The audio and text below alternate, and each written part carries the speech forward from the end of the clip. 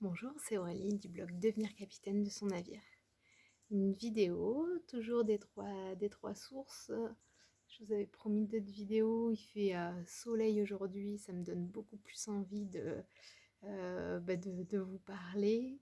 Je vous avais parlé dans ma vidéo d'installation que lors de notre stage plongeant en éco-village, j'avais redécouvert un outil qui s'appelle l'énéagramme.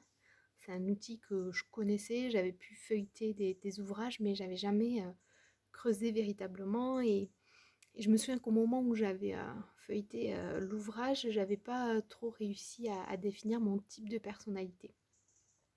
Donc c'est un outil qui apparemment serait très ancien, euh, qui définit 9 types de personnalité. Alors ça peut paraître assez caricatural comme ça, mais c'est quand même un outil qui va assez loin parce qu'il y a des liens entre les différents types de personnalités. On a des ailes qui peuvent pousser sur les côtés, en fait, puisqu'il y a les 9 types de personnalités sont dans un certain ordre sur un cercle. Et donc finalement, en travaillant sur soi, on arrive à s'équilibrer avec aussi les autres types de personnalités.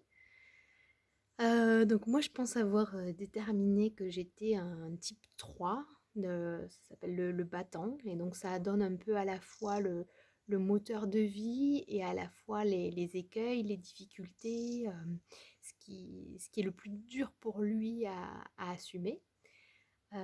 Donc voilà, ça vient, cet outil-là dans notre stage, il est à la fois venu éclairer la connaissance de nous-mêmes et donc de ce qui est important pour nous et de ce qui peut être très difficile pour nous. Et par exemple, pour un type 3 qui a tendance à avancer assez vite, où il faut que ça soit efficace, ben ça peut être difficile de travailler avec, ou de vivre avec d'autres qui ont besoin de plus de temps.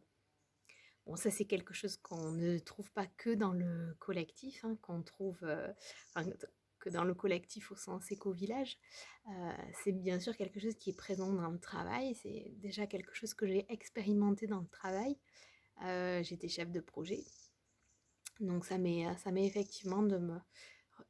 effectivement arrivé de me retrouver toute seule à faire avancer le projet, quoi, parce que je voulais avancer trop vite. Et donc voilà, donc cet outil dans ce stage, il est venu éclairer la connaissance de nous-mêmes et les problématiques que ça pouvait poser avec certains types de profils et dans le collectif de manière générale.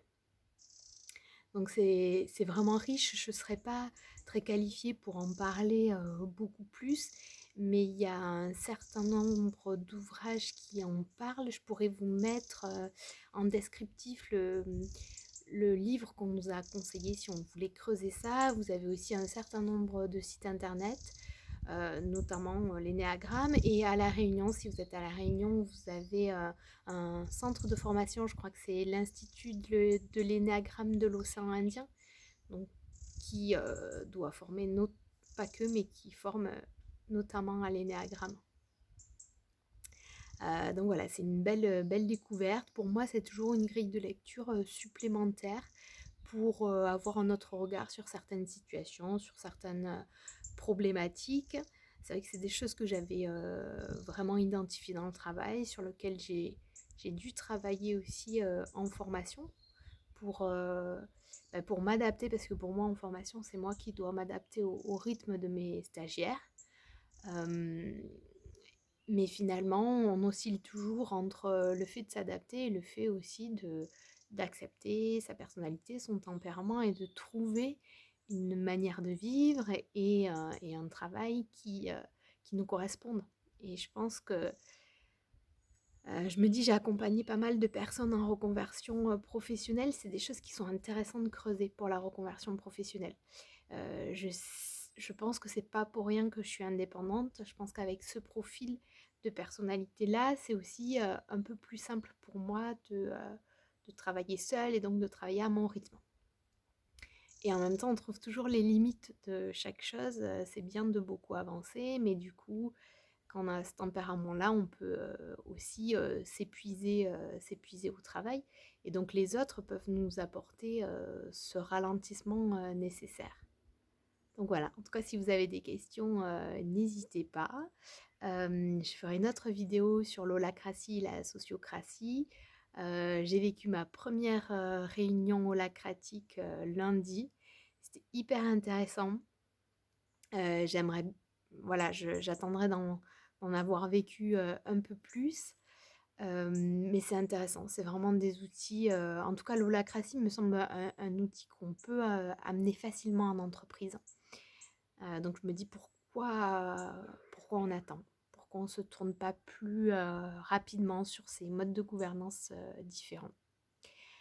Voilà, sinon la vie aux trois sources continue avec des temps collectifs et des temps plus solitaires où moi j'en profite pour écrire, pour peindre. Euh, j'ai réécrit un article hier sur un peu cette vie ici sur le blog.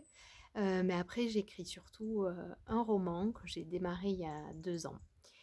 Et, euh, et voilà, donc là, je suis sur l'écriture de la trame, plutôt vers la fin. Je pense que je dois être peut-être à un quart de la fin.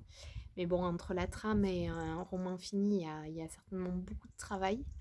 Il y a beaucoup de travail, c'est sûr. Mais voilà, c'est vraiment les conditions idéales pour écrire en fait. Et bon là, aujourd'hui, il fait beau et je profite plus du soleil. Je me dis, on s'est quand même pris 2 jours non-stop de pluie.